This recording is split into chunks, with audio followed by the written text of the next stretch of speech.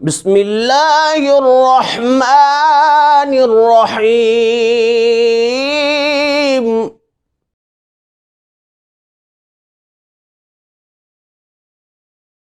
بسم اللہ والصلاة والسلام علی رسول اللہ وعلی آلہ واصحابہ اجمعین۔ محترم سامعین و ناظرین، میسیج آف اسلام کی طرف سے آپ کا میزبان محمد وسیم قادری حاضر ہے۔ آج کل کرونا وائرس کے حوالے سے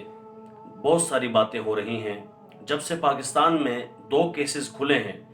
تب سے زیادہ شور و غوغا ہو رہا ہے اور اس پر مذاق بھی بن رہے ہیں اور مختلف قسم کی لوگوں کے ہاں باتیں کھل کے آ رہی ہیں۔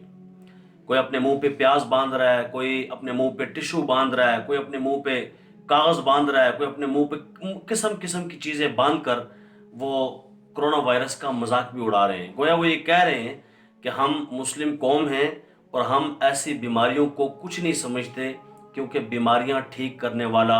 رب ہمارا موجود ہے جس سے ہم مدد طلب کرتے ہیں بواسطہ مصطفیٰ کریم صلی اللہ علیہ وآلہ وسلم۔ لیکن میں سمجھتا ہوں بجائے اس کے کہ اس کا مذاق اڑایا جائے، تھوڑا سنجیدہ لینا چاہیے کہ بیماری کوئی بھی ہے وہ ظاہر اللہ کی طرف سے ہے، لیکن چونکہ الحمدللہ ہمارے ہاں یہ تصور موجود ہے کہ اللہ رب العالمین ٹھیک کرنے والا، اور نہ صرف یہ تصور کا تصور ہے بلکہ یہ حقیقت بھی ہے کہ اللہ رب العالمین نے ہر بیماری کا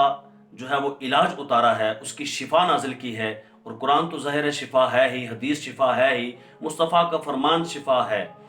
تو اس کے لیے تو ایک دعا بڑی معروف ہو چکی ہے، آپ بھی اسے یاد فرمائیں اور لمحہ لمحہ اسے پڑھتے رہیں، جب بھی فارغ وقت ہو تب بھی پڑھتے رہیں۔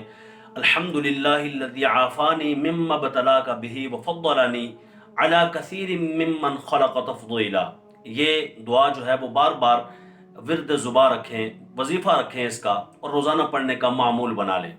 کیا کرونا وائرس اور کیا دیگر وائرس، کوئی وائرس بھی آپ پر اثر انداز نہیں ہوگا، کوئی بھی منفی وائرس آپ کے اوپر اثر انداز نہیں ہوگا انشاءاللہ عز و جل۔ اور دوسرا یہ پہلو بھی اس کا دیکھ لینا چاہیے کہ ہمارے ہاں یہ بیماریاں بڑھتی جا رہی ہیں، اس کی وجہ یہ ہے کہ ہم نیکیوں کی طرف مائل نہیں ہوتے، ہم گناہوں کی طرف زیادہ چلتے چلے جا رہے ہیں، حرام کھانے کی طرف لوگ زیادہ چلتے چلے جا رہے ہیں، بہت سارے واقعات آپ کو سننے کو آتے ہیں۔ لہذا اس چیز کا خیال کرتے ہوئے قرآن پاک دیکھیں، ایک اچھا وائرس ہوتا ہے، ایک غلط ہوتا ہے۔ آج کی جدید تحقیق یہ بتا رہی ہے کہ یہ مسلم قوم جو ہاتھ سے کھانا کھاتی ہے، نبی کریم جو ان کے نبی ہیں انہوں نے جو ان کو یہ سنت طریقہ بتایا کہ ہاتھ سے کھانا کھانا،